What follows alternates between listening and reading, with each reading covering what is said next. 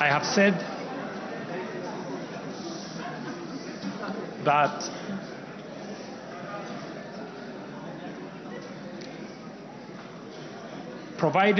because of the information that has been provided to us by partner nations, I have directed agencies within the Ministry of Transport and the Ministry of Energy and Petroleum to immediately cancel the ongoing procurement process for JKIA expansion public-private partnership transaction, as well as the recently concluded KETRACO transmission in public partnership.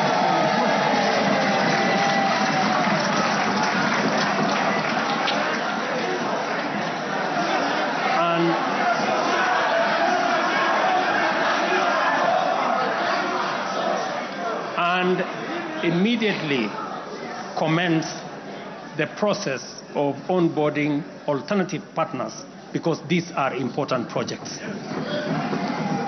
Honorable members, the work of taking our nation forward is our collective responsibility as citizens. For this reason, we value the contribution of all, whether they come in the form of support or encouragement, suggestion or proposal, criticism or protest. I believe that the most powerful component of leadership is listening and learning. Therefore, I engage with you and listen to all citizens, their elected leaders, public officers, administrators, teachers, and other professionals, learners and the youth, farmers, fisherfolk, pastoralists, traders, craftsmen, artisans, nurses, doctors, community health promoters, and workers across all types of sectors in every sector. I listen too to religious leaders, the civil society, industrialists, entrepreneurs, and professionals. Their contributions and everyone else's have my full attention and commitment to respond through positive, affirmative action that takes the national transformation endeavor forward. I commit to continue listening and acting, to engage, debate, deliberate with you, and to take your input into consideration in serving our nation. By design, the bottom-up economic transformation agenda is defined by its capacity to elicit feedback in the course of implementation and incorporate the same in making improvements and further progress. With every input from stakeholders, our ability to drive progress increases. By listening to you and to every Kenyan, I am able to serve this nation better. As we take part in this necessary discourse, I want to make one thing very clear.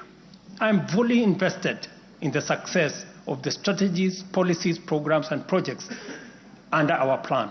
For this reason, I am committed to do all it takes and work with every willing Kenyan until we succeed, because failure is not an option. Given the challenges our nation has faced, it has become clear, honorable members, that overcoming these obstacles requires the collective energy, the collective wisdom, ideas, and goodwill of Kenyans of all political, cultural persuasions, religious beliefs, and walks of life. The wisdom of entrenching national unity and inclusivity as a national value in our Constitution is clearly evident. Our diversity is our source of power. And this moment in the history of our nation calls for radical collaboration to transcend our challenges. We do not have the luxury of magnifying our differences. It is time for all of us to pull together and usher the nation into the future of our dreams. With this in mind, I initiated extensive consultations with leaders from across all divides, public and private. Through these engagements, we resolved to reimagine unity and inclusivity and harness the full potential of our nation through bipartisanship, which culminated in the formation of the broad-based cabinet. The imperative to accommodate the contribution of leaders across the aisle inspired us to constitute the broad-based government, a partnership based on shared purpose and premised on a commitment to bring our national values into action to turbocharge the implementation of the transformation of our nation. Being a farmer myself, transformation is like farming. A lot of resources are invested in plowing the land and planting the seeds, after which there is nothing to see for all the work except stretches of bare earth.